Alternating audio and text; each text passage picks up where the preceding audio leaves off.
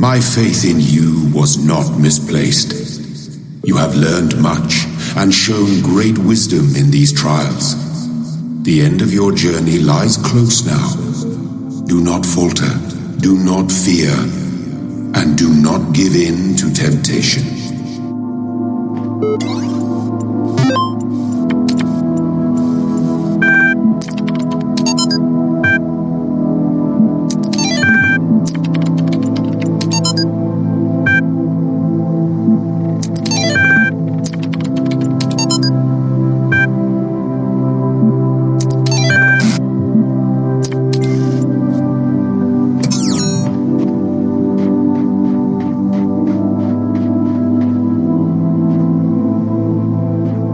You have to appreciate Elohim's enthusiasm. We're both forced into this situation, but still, he treats it as though he chose us, and we're doing well. This looks tricky. I'm amazed they can keep ratcheting up the difficulty of these types of puzzle. Let's just have a quick go at this, and error. So the blue laser can go straight through, that's not a problem. The red laser has to somehow go behind the blue transmitter though.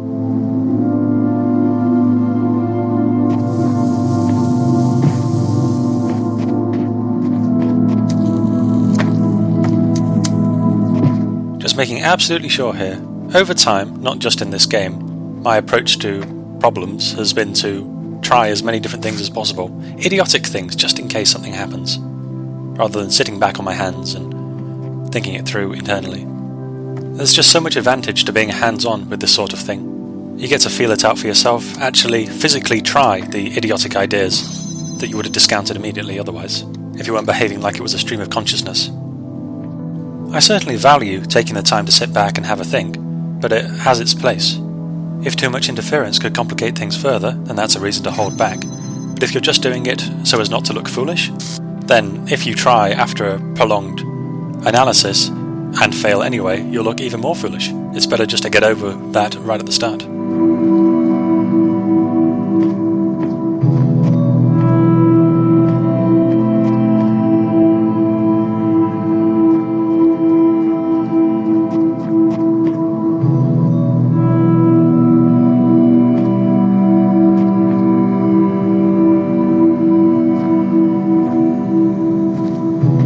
The hardest part with this one is the angles that you have to work with.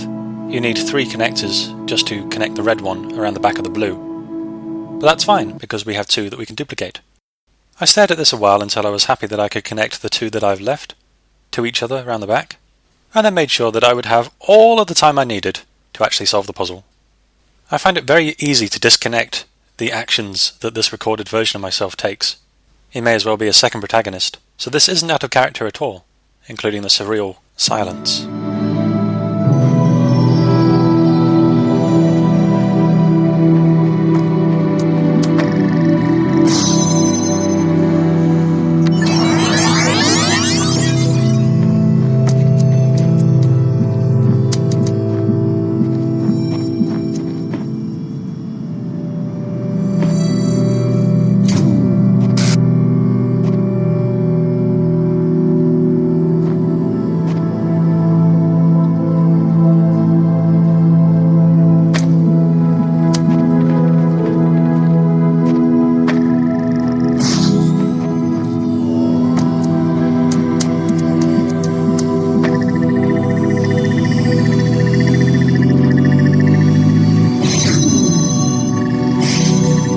That's my recording, always jumping in the way of my lasers.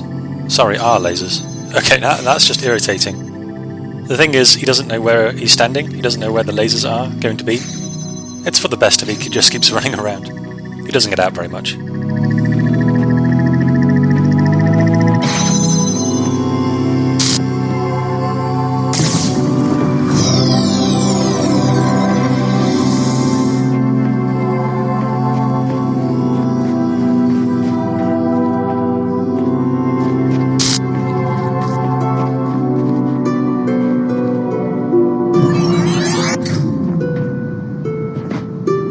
So, let's hear Alex acknowledge the gameliness of this entire enterprise. God, there's no time. Just not enough time. We're trying to build the future out of old video game code and half-finished research projects. We should have had years, maybe decades, with the kind of money they used to put into building bombs. If I stop and think about how crazy this is, I will have a nervous breakdown. So I won't. Yeah, okay, back to work, Alex. So software projects are built around a triangle. Like how fire needs oxygen, heat and fuel, software needs time, money and quality. If any of those three are lacking, it's essentially going to be incomplete. And that's one of the problems with treating software like any other product. It's not an assembly line. Certain things that you take for granted or thought were certainties can get pulled out from under you. So when software gets commissioned that has a fixed timescale, a fixed amount of money going into it, and therefore a fixed workforce, and also requires a certain quality, it's never going to happen. In my admittedly quite limited experience, most of those are shiftable by a certain amount. A month's extension here, assigning a few more people there, putting a whole range of deliverables out of scope, because deadlines are only deadlines until you pass them, and then they're just another problem to be solved. But Alex is really up against it. Time is obviously the cutoff point is when she drops dead. She has what sounds like a vast amount of industry professionals and people from all over the world helping, but she still says money's an issue. I guess that's the scope of human priorities for you. So the thing that's necessarily going to plunge is quality. And I know this can be asked about all sorts of things, but it can be asked here as well, so why not? I wonder what her perfect ideal vision of this entire experience would be. It can surprise you when you look at a project, what was achieved simply because you had to push against these limitations. I guess the key thing she would regret was the insanity of the first few programs and just how incredibly long it took. Simply because the more time passes, the more things can go wrong. But this is, again, a project that has no sort of parallel in the real world, and there are all sorts of unexpected things that no one person could have thought of. Even the Large Hadron Collider, they had a fairly good idea of what they were going to find. It was driven by the theories, after all. I reckon she'd be pleasantly surprised by how much it has just kept on trucking, despite all the changes over time. Maybe she'd embrace all the symbolism that has crept into it that perhaps wasn't there in the original build? Maybe not.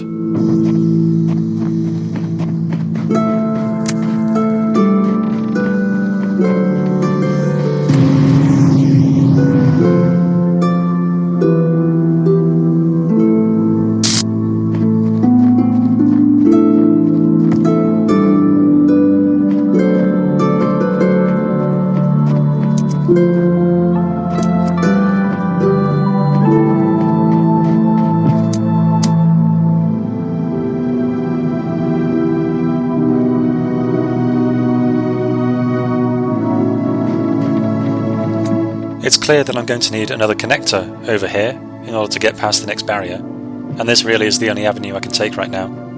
I spend quite a long time wandering around, ensuring that it is the only way I can go, because I can't see any reason to go that way just yet. There are some logs. I guess this is almost the last set.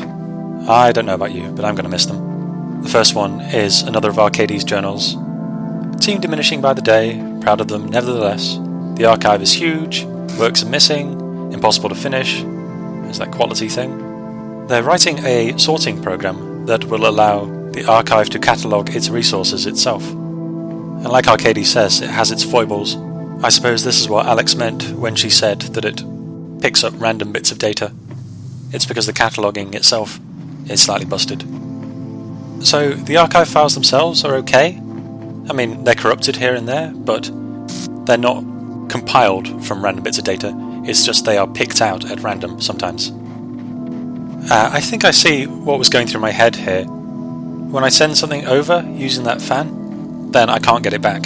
So I have to make sure that it's going to fulfill some actual purpose.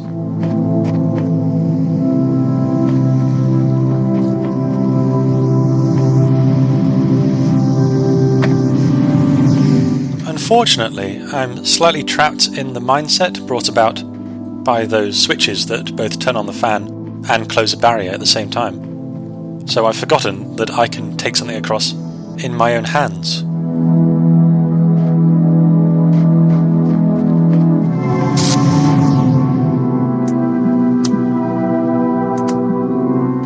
check out the mid-air 180 extremely slow-moving no-scope. So I restarted this and didn't send the box across this time, even though I could have used the other fan to hold down the switch. I suppose I was a bit distracted.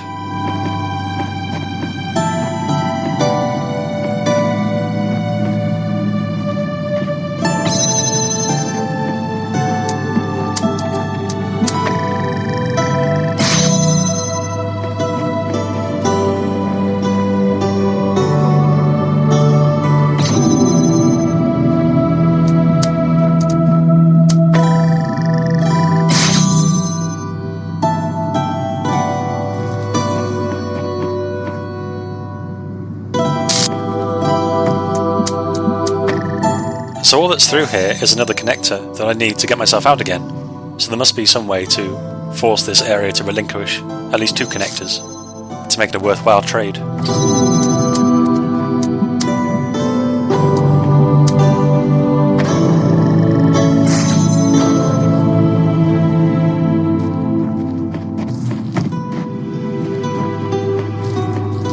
But it's not as simple as trading a box for a connector, because the only one I can remove is this one, which means that I have lost a box on the whole. And that caused me to sit here for quite a bit. I know I said I like to take action over quiet contemplation, but I can see all the components from this one spot, and I don't see any way of making this a worthwhile trade. The connector on the right let me out of the room over there, and the connector right in front of me lets me out of this room. So what on earth was the point? While I spend 30 more seconds thinking about that, the end of Arcades' journal says he estimates about a week, maybe 10 days, before he's unable to keep working, and wonders whether it would be a betrayal to leave early. So that's a week, and they've just started. His words are, work already commenced, which sounds like it's just started on the sorting program for the archive. So it really didn't have much time spent on it at all, considering it's such a key component. Okay, and now we move, and now we put something into action and we find out what we have gained. What we've gained is a blue laser source closer to these receivers down here.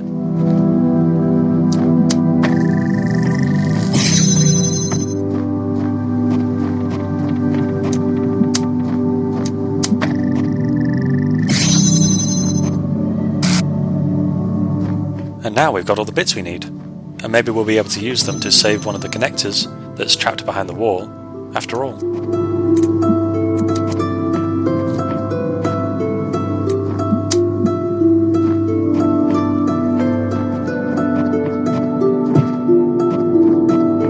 I guess it was worth double checking, but there's only so many receivers that are facing the direction of this fan, right back at the start. 2 fans actually. This puzzle has got some built-in redundancy, I suppose, being generous. I have no idea what the other one's for.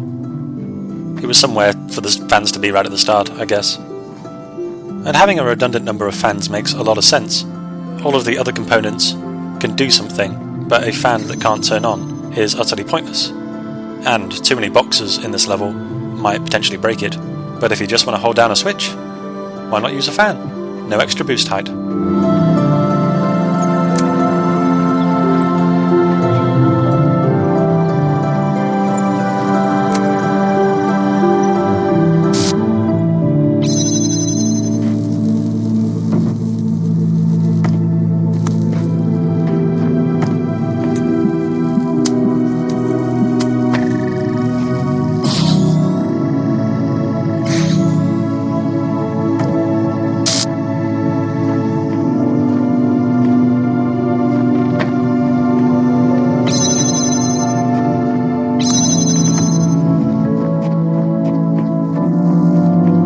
So our laser doesn't quite make it over the fence, and there's no way it would be able to. But if I scoot on over to the exit, I still need one more component to weigh down the final switch. But hey, now we play What Have I Gained, factoring in changes in positioning as well as physical objects. And glory be, I now have a light source, floating proud and high above the whole level. Let's go get back our box.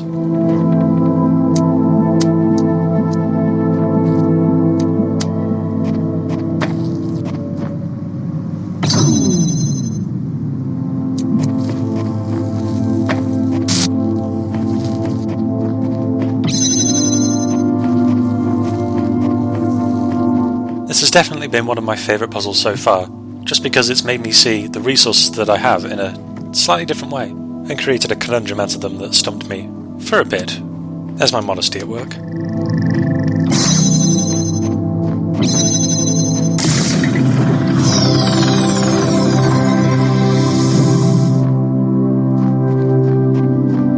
The second log file is a made-up excerpt called The Invention of Borders, and it's something that is fairly obvious but bears repeating again and again, really. Most nations, cultures, religions, languages are crazy mishmash amalgamations of all manner of stuff that was adopted or stolen, imposed, or that crept in more naturally.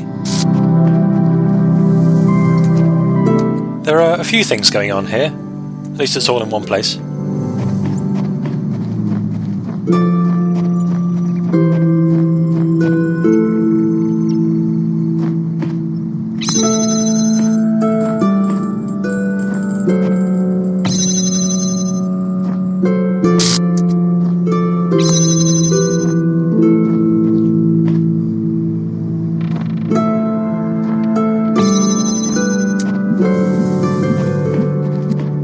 So I have 3 connectors and 1 switch, and the name of the room really comes into play here for the first time in a while. It's central. What's a dead man switch? Well, it's something that cuts some sort of activation when you rest on it, or let go of it, or fall off it. Anything that might happen if you died, depending on context. So the switch mechanism shouldn't be left up to something that cannot die. That would defeat the whole purpose. Which means that we must be the ones to stand on this switch. And it takes me a while to work out a configuration that actually allows that to happen. The log file gives some good examples of non-purity in civilizations. Westerners with Arabic numbers and Latin alphabets, which in turn was from the Greeks, and before that the Phoenicians. Our DNA is combinations of different human species. And as the excerpt says, this is mainly pointed at nationalists and neo-segregationists. I'm sure it's possible to simultaneously accept nationalism and all the intermingling in our various histories. The UK, we recently had our national election, and the UK Independence Party did surprisingly disturbingly well. Not even close, barely any seats, but the support was there. And I'm sure a lot of them were simply thinking, the country's not doing so well at the moment, so why don't we just close all the borders, just make sure no one else can come in so that we can maintain our levels, re-establish how we were before, you know, those good old days everyone believes in. And it did require this really stark cognitive shadow, where the highest supporting areas were places with almost no immigrants living in the area, and yet the party line, pretty much by name alone, was extremely anti-immigration. To be fair, I only knew of one person who voted, a farmer who leaves the farm maybe a weekend a year, so I'm not certain how far to extrapolate from that. But he's just trying to get by, and it's easy enough to believe that if the government stops wasting all of its time and money on all these other issues, they can focus on the British people. Hey, let's get this whole livelihood thing back, because farmers have had it bad for a while now. And he's busy all the time, doesn't have time to look at all the various issues and realise that immigration isn't a massive drain on national job prospects and benefits. They promised a lot of change. Well, of course, they were extremists, but you get jaded enough, and any change, you'll take it. The thoughts come from hope and care, not from hate. It's harder to fight.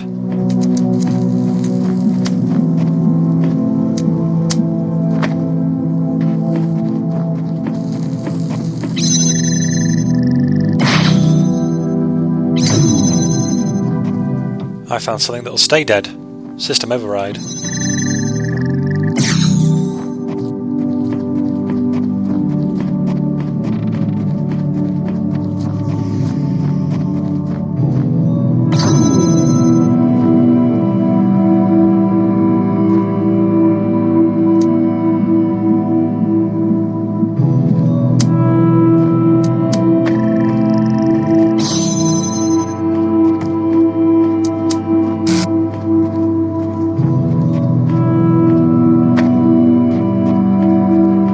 All that's left is to thread the blue laser through this window.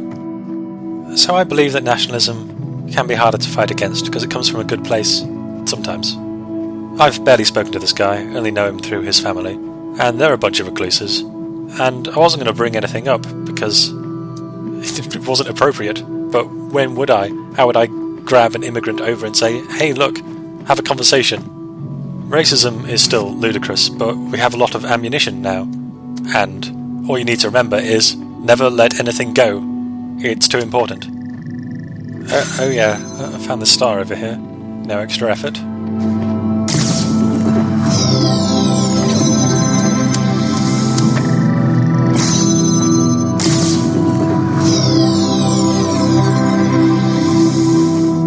I suppose they thought you might not put the blue connector on the other side of the window straight away, in which case it might have puzzled you for 15 seconds, and then taken another 15 seconds to do the walking.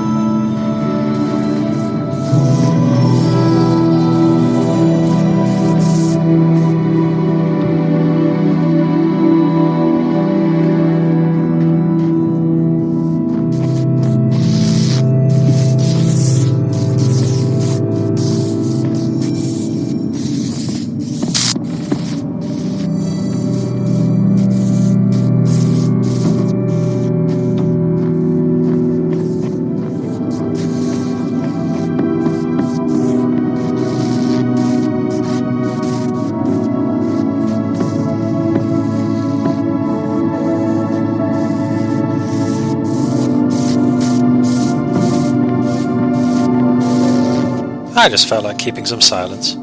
This room feels special somehow. Just kinda mesmerizing.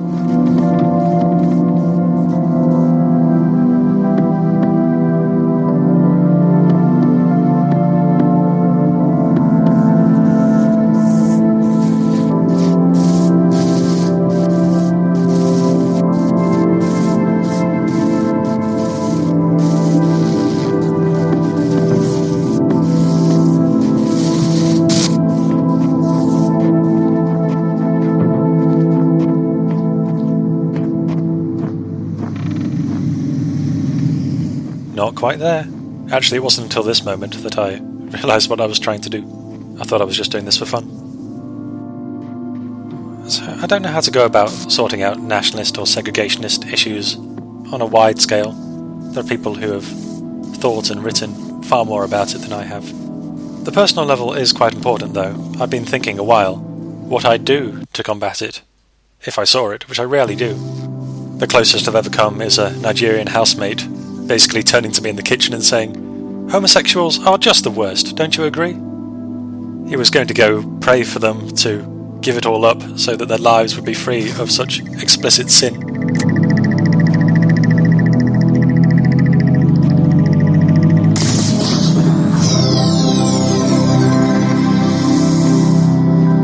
That was pretty satisfying. So what I did was I had a really long conversation about homosexuality, threw everything I knew at him, and he just shook his head and talked about God. So what do? Generalizing my housemate here. Do you respond with hate towards the concept and therefore incidentally towards the person? Do you try and round people up? Do you argue your side, of which you'll find plenty, and try and snowball them into peer pressure, basically? I just don't know what would have worked. My righteous indignation didn't quite cut it. What I'd wish I'd done, in hindsight, is approached it on his level, because he was talking about praying on their behalf. So if I'd said, look, you think this is right for them, but they're happy, and I'm sure you can accept that, sinfully indulgent people are often quite happy, why don't you first pray for the people who aren't happy? Those in abusive relationships, or those being tortured, or murdered, or starving, terminally ill, racked with disease, or just out in the cold with nothing and no one. The wind's blowing me off, spoiling my fun.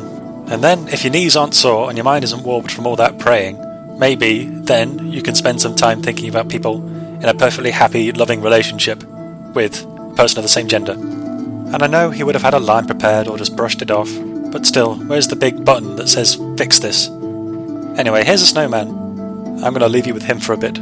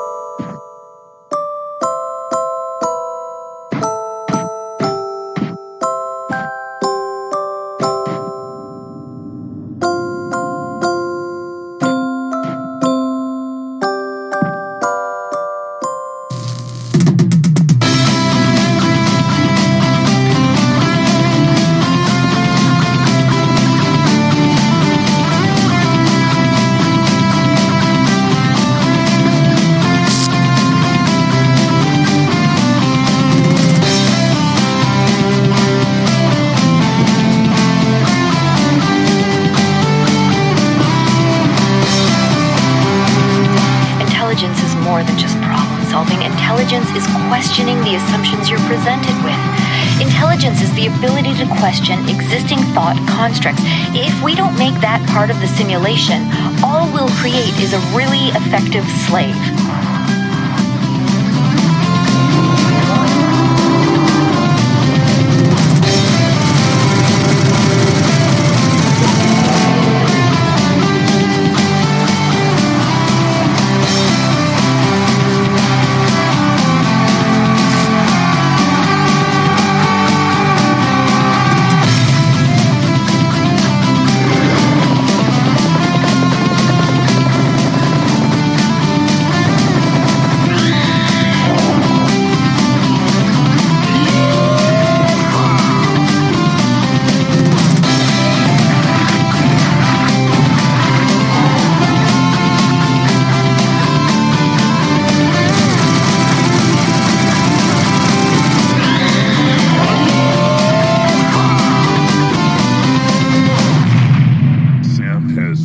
The building.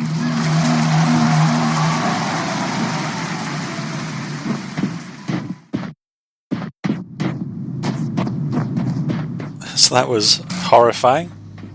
How many programs now associate Christmas permanently with screaming and explosions? I just ran around the central area at random. I didn't know that the audio log was back here. Thank you, Alex. I appreciate my intelligence. I wonder if her acknowledging that she had the potential and was trying to avoid making an efficient slave, would that be enough of a get-out clause if that had turned out to be the case? I couldn't really find anything here that fit.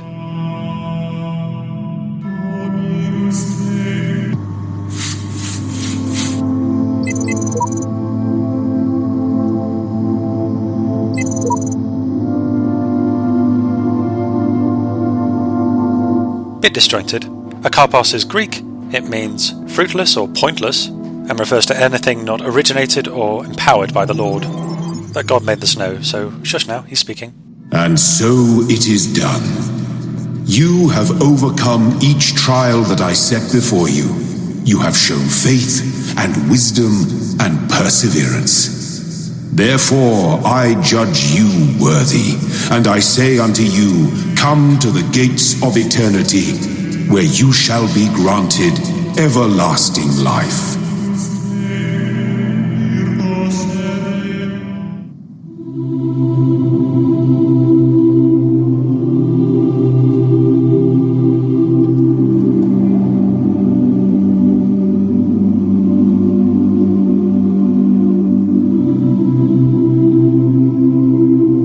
See you at the top of the tower.